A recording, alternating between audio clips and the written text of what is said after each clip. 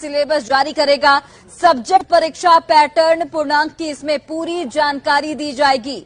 Objective प्रश्न का जो ऑप्शन है वो आसान नहीं होगा, ये भी जानकारी निकलकर सामने आ रही है। तुक्का लगाने पर आपको बड़ा नुकसान हो सकता है। बीपीएससी अपने स्तर का प्रश्न पूछेगा। महीने के अंत तक विज्ञापन देने की भी यहां पर तैयारी है।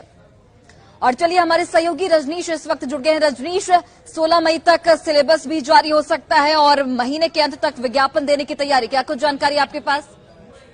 बिल्कुल, देखिए, बीपीएससी और शिक्षा विभाग ने अहम बैठक की है और बैठक में जो है सहमति बन गई है कि अब सिलेबस जो है अगले 4 दिनों के अंदर यानी 16 मई तक जो है सिलेबस जारी कर दिया जाएगा। क्योंकि पैटर्न को लेकर, पूर्णांक को लेकर और जो मार्किंग पॉलिसी है उसको लेकर जो अभ्यर्थी हैं उन्हें अभी तक कुछ भी सही जानकारी नहीं मिल सकी है। ऐसे में ये क्लियर हो जाएगा सिलेबस जारी होने के बाद कि आखिर जो सवाल का पैटर्न रहेगा, जो पूर्णांक रहेगा कितने का होगा और पैटर्न किस तरह का होगा। ऑब्जेक्टिव जो क्वेश्चन की बात आ रही है उसका पूर्णांक 100 रहेगा या 200 रहेगा। हालांकि जो सूत्रों के हवाले से खबर आ रही है कि 16 मई तक जो है पूरी तैयारी है सिलेबस जारी करने की और इस महीने के अंत तक विज्ञापन भी जारी करने का आयोग जो है पूरी तैयारी कर लिया है।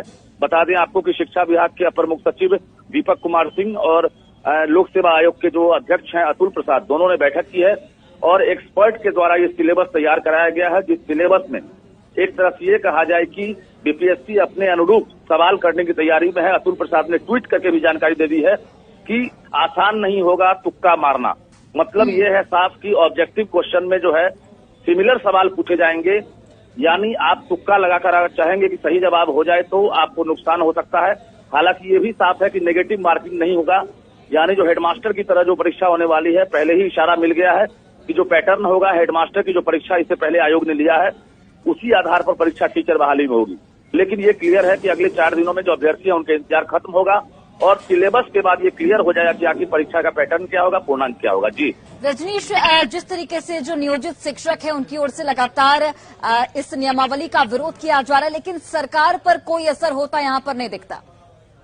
बिल्कुल, देखिए, कई ऐसे पहलू हैं जिस पर जो है लगातार डिमांड किया जा रहा है कि ये जो है मंजूर नहीं है। लेकिन शिक्षा मंत्री चंद्रशेखर ने साफ तौर से इनकार कर दिया है। कहा है कि नई शिक्षक नियमावली जिस पर कैबिनेट ने मोहर लगा दी है और जिसकी अभियाचना बीपीएससी को ही भेज दी गई है, यानी उस पर अब कहीं से कोई बदलाव नहीं होगा और इसी आधार पर 1,78,026 पदों पर बहाली होगी। जो नई नियमावली बनी है उसमें कोई बदलाव नहीं होगा। बता दें 6 to 8 में जो वैकेंसी कम है, यानी जो सीटेट बीटेट पास अभ्यर्थी हैं वो लाखों की संख्या में है और ऐसे में बहुत सारे अभ्यर्थी वंचित हो जाएंगे टीचर बनने से। तो ऐसे में जो नियमावली है उसको लेकर भी विरोध है और सीट कम है उसको लेकर भी लगातार विरोध चल रहा है। जी चलिए रजनीश, बहुत बहुत धन्यवाद तमाम जानकारी हम तक पहुंचाने के लिए। तो बड़ी जानकारी आप तक पहुंचा रहे हैं शिक्षक बहाली को लेकर। 16 मई तक सिलेबस जारी हो सकता है। बीपीएससी सिलेबस जारी करेगा। सब्जेक्ट परीक्षा पैटर्न पूर्णांक को लेकर सिलेबस में पूरी जानकारी दी जाएगी। ऑब्जेक्टिव प्रश्न के जो ऑप्शन होंगे वो आसान नहीं होंगे।